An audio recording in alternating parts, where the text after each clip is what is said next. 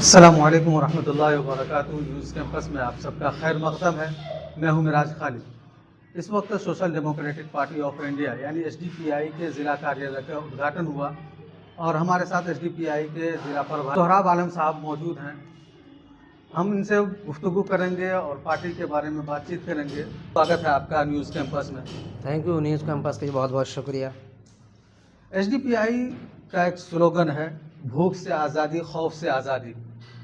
भूख से आज़ादी और खौफ से आज़ादी का रोड मैप क्या है आपके पास?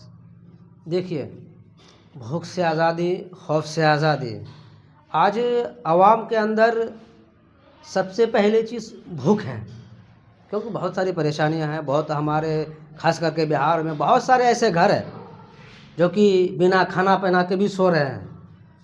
और दूसरी चीज़ क्या है कि खौफ, एक आवाम के अंदर एक खौफ है कि कब उसका क्या हो जाए, कहना कठिन है।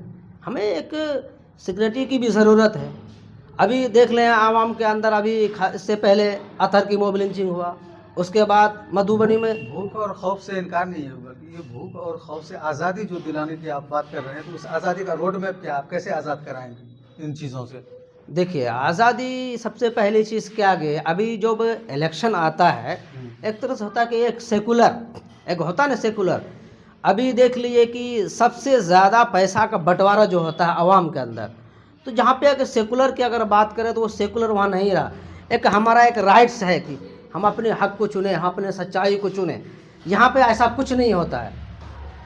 तो हम अगर एक अच्छा छवि वाले, एक अच्छा नेता को चुनेंगे तब ना वो हमारा काम करेगा। जब वोट देंगे तो भूख से और खौफ से आज़ादी मिलेगी। इसके एक अलावा अच्छे नेता को चुनना, जब अच्छा नेता जब आएगा तब ना हमारे फिर काम करेगा, जो हमारा जो हक है वो हमको दिलाएगा। तो वही भूख से आज़ादी और खौफ से पहले आज़ादी। आपने कहा कि हम बहुत पहले से अररिया में हैं मौजूद, लेकिन कुछ गलत फहमियों की वजह से कैडर हमसे दूर हुए हैं। उनसे आपने अपील की है कि साथ आएँ।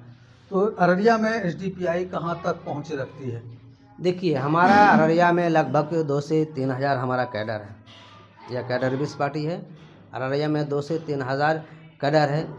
कुछ इश्यू हुआ था जो हमारे बीच, वो जो कि जैसे हमारा नेशनल प्रेसिडेंट MK फैजी साहब, जो कि 20 फरवरी को जो पूर्णिया में प्रोग्राम होने वाला था, जो आ ही रहा था, उसके एयरपोर्ट से उसे हिरासत में ले लिया गया। उस कारण कुछ परेशानियां हुई है। उस परेशानियों को मद्देनजर दूर किए हैं। दूर करने के बाद फिर हम काम स्टार्ट किए हैं। धीरे काम होता रह रहा और आज यहाँ भी आए हैं। इंशाअल्लाह आवाम से भी बात करेंगे, जो मिलेगा वो सपोर्ट मिलेगा।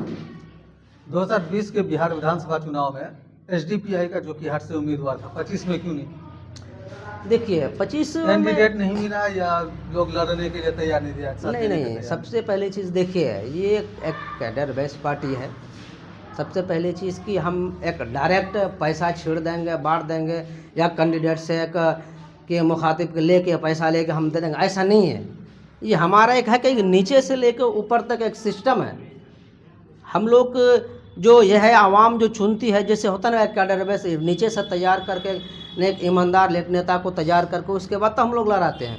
अभी हमारा कस्बा विधानसभा में इस तरह का एक था जो कि है कटिहार के लगे, हम लोग यहाँ लड़ाए, तो उसके अंदर एक वो ईमानदारी थी, इसलिए हम लोग कस्बा विधानसभा 58 में लड़े। दूसरी बात, दरभंगा विधानसभा अलीनगर में वहाँ भी लड़वाए। जो कि हट में क्यों नहीं भी आइंदा फिर देखेंगे, हो गया। अभी काम चालू है, 2020 में लेने, इंशाल्लाह 30 में लड़ेंगे, क्या दिक्कत है? जो कि हट में कैडर बेस की बात आई, अभी इलेक्शन से कुछ दिन पहले हमने यहाँ पे एक नामवर आलिम दीन और मारूफ खतीब अब्दुल्ला सालिम साहब का इंटरव्यू किया था। उनसे पूछा कि आपका सियासी बैकग्राउंड क्या है और ये तरकीब आपको कहाँ से मिली कि आप छोटा सा माइक और बाजा लेकर के गांव देहात करिया अपने MIM को पहुँचाया? तो उन्होंने बताया कि ये आइडिया और ये तरकीब एसडीपीआई से मिला है। देखिए, इसमें कोई शक नहीं है वो कि हमारा ही मेंबर था, लेकिन बिना बताए वो हमसे दूर हो गए। ये सवाल तो खैर नहीं, ये सवाल नहीं वो कहाँ पर गए, लेकिन एसडीपीआई का जो तरीका है, इस तरीके से क्या आप ऐसे देहात तक पहुँच सकते हैं जहाँ तक अभी तक रसाई नहीं हो पाई आपकी? देखिए, सबसे पहली चीज़ क्या है कि एसडीपीआई अदर पॉलिटिकल पार्टी से बहुत अंतर है, समझे ना।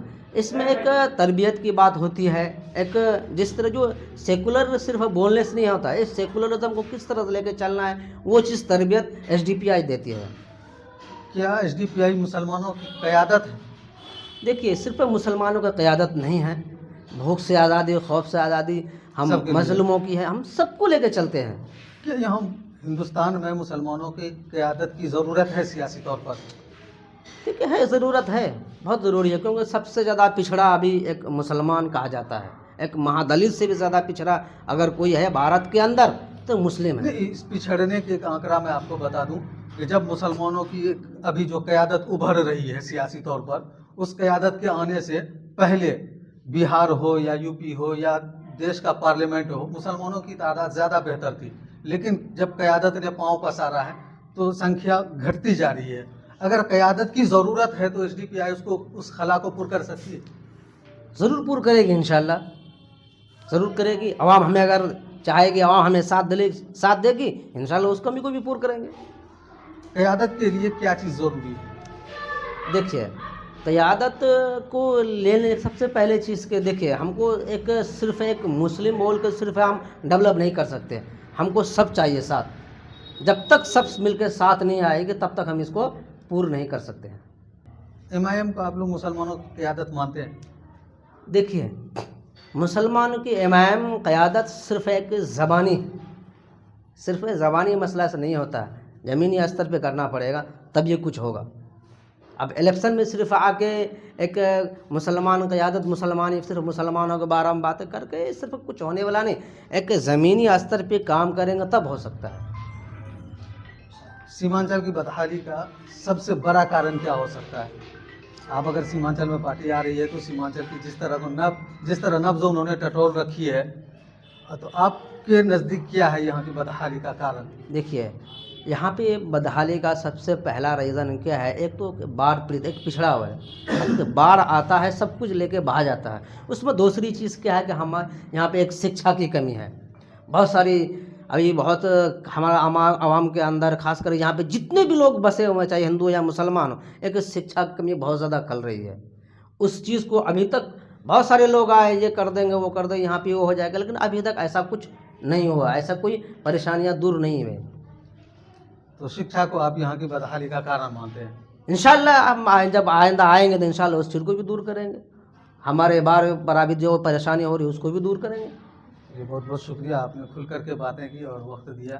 जज़ाकल्लाह। मिलते हैं आपका अगले भी वीडियो बहुत में। बहुत शुक्रिया। तब तक के लिए दीजिए इजाज़त। अस्सलाम वालेकुम।